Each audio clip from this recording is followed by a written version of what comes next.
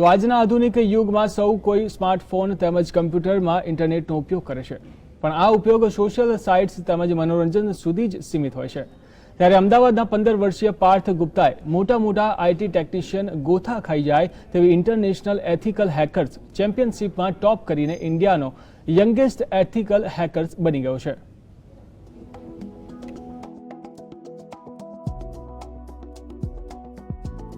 આધુનિક યુગમાં કોમ્પ્યુટર અને ઇન્ટરનેટનો ઉપયોગ વધતા સલામતીને લઈને સવાલો ઉઠી રહ્યા છે। ત્યારે અમદાવાદના બોપલમાં રહેતો પાર્થ ઇન્ડિયાનો યંગેસ્ટ એથિકલ હેકર્સ બની ગયો છે। નાનપણથી કોમ્પ્યુટરમાં રચ્યો પચ્યો રહેનારો પાર્થ તેના માતા પિતાએ તેને આઈટી ફિલ્ડમાં આગળ વધવા પ્રોત્સાહન આપ્યું હતું અને પાર્થે મનોમન એથિકલ હેકર બનવાનું વિચાર્યું અને આ કોર્સને લગતી તૈયારી કરીને પાર્થ USA બેઝ સિક્યુરિટી કંપનીમાં ઓનલાઈન ઇન્ટરનેશનલ એથિકલ હેકિંગની પરીક્ષા આપીને 94.4% મેળવીને यंगेस्ट एथिकल हैकर बने हो। एग्जाम का बहुत इंपॉर्टेंस है, जैसे कितनी कंपनीज को हैकिंग के बारे में मालूम नहीं है तो उनको कंसल्टेंट जैसे हेल्प कर सकते हैं हम। एग्जाम एमसीक्यू टाइप रहता है, उसमें 125 क्वेश्चंस होते हैं जिसको 4 आवर्स में हमको कंप्लीट करना होता है। एथिकल हैकर्स का मतलब क्या होता है? एथिकल हैकर मतलब हैकर्स जो लॉ के अंदर काम करते हैं, साइबर लॉ, कंट्री का जो साइबर लॉ रहता है उसमें उसके अंदर दायरे में रह के काम करते हैं।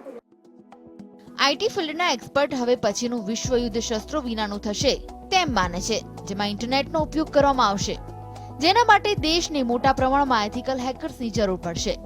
હેકર્સ નામ સાંભળતા જ મનમાં એમ થાય છે કે હેકર્સ એટલે જે ચોરી છુપી રીતે કોઈ પણ ખાનગી કે સરકારી કંપનીના કોમ્પ્યુટરના ડેટા ચોરી લેવા તે કહેવાય, પરંતુ એથિકલ હેકર એટલે કમ્પ્યુટર ટેકનોલોજીમાં રાખેલા ડેટાનો ચોરી થતા બચાવવાનો પ્રયાસ કરનાર વ્યક્તિ અને પાર્થ હેકિંગ પરીક્ષામાં ટોપ પર આવ્યો છે।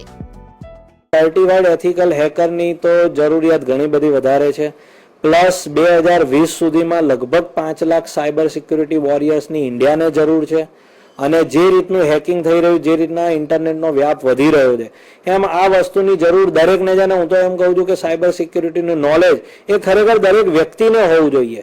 60 વર્ષ 70 વર્ષના હોય અને જો ઇન્ટરનેટ વાપરતા હોય તો એમને પણ અમુક લેવલનું નોલેજ તો 100% હોવું જ જોઈએ। સામાન્ય રીતે મોટાભાગના યુવાનો ઇન્ટરનેટ અને ટેકનોલોજીના જાણકાર હશે, પરંતુ આ ટેકનોલોજીમાં તેમનો ડેટા કેટલો સલામત છે તે વિશે યુવાનો નહિવત જાણતા હશે।